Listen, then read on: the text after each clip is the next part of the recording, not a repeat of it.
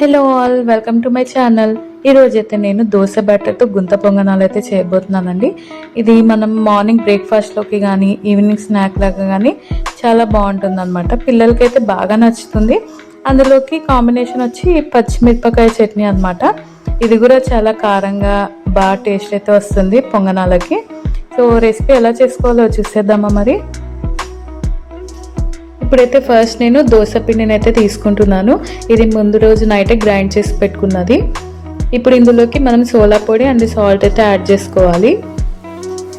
దోశ పిండి అనేది మరీ లూజ్గా ఉండకూడదు, అంటే దోశకి మనం లూజ్గా పిండి కలుపుకుంటాం కదా, అలా కాకుండా కొంచెం థిక్గానే ఉండాలన్నమాట.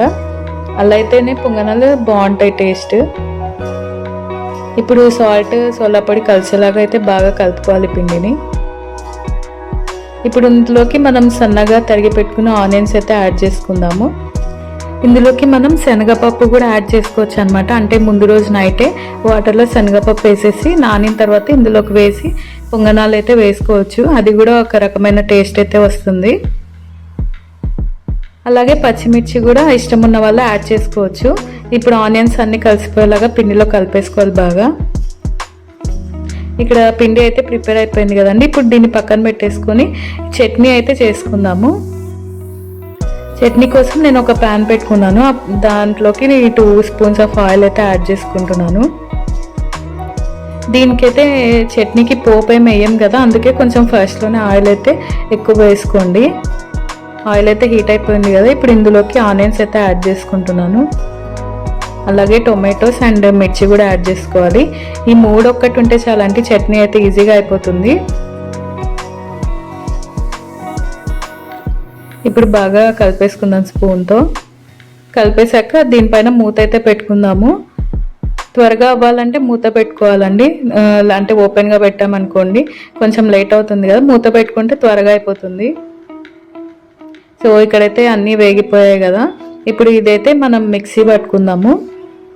మిక్సీలోకి అన్నీ వేసేసి ఇందులోకి కొంచెం సాల్ట్ అండ్ వాటర్ అయితే యాడ్ చేసి మిక్సీ పట్టుకోవడమే. ఇలా అయితే వచ్చిందండి ఇంకా చట్నీ. చాలా టేస్ట్ అయితే ఉంటుందండి. ఇది పొంగనాలనే కాదు, మనం రైస్ పప్పు అలా చేసుకున్నప్పుడు దాంట్లోకి కూడా చాలా టేస్ట్ వస్తుంది అన్నమాట. ఇంకా పొంగనాలు అయితే వేసుకుందాము. ఇక్కడ పొంగనాలు ప్యాన్ అయితే పెట్టుకున్నాను నేను. కొంచెం హీట్ అయ్యాక ప్యాన్ ఆయిల్ అయితే వేసుకోవాలి.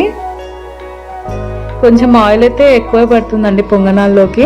అంటే మనం తక్కువ వేసామనుకోండి కొంచెం అతుక్కుపోతున్నట్లు అట్లా ఉంటుంది అనమాట పిండి అనేది. ఆయిల్ హీట్ అయ్యాక ఇంకా పిండి అయితే వేసుకుందాము. ఆయిల్ అయితే హీట్ అయిపోయింది కదండి. ఇప్పుడు ఇంకా పొంగనాలు అయితే వేసుకుందాము.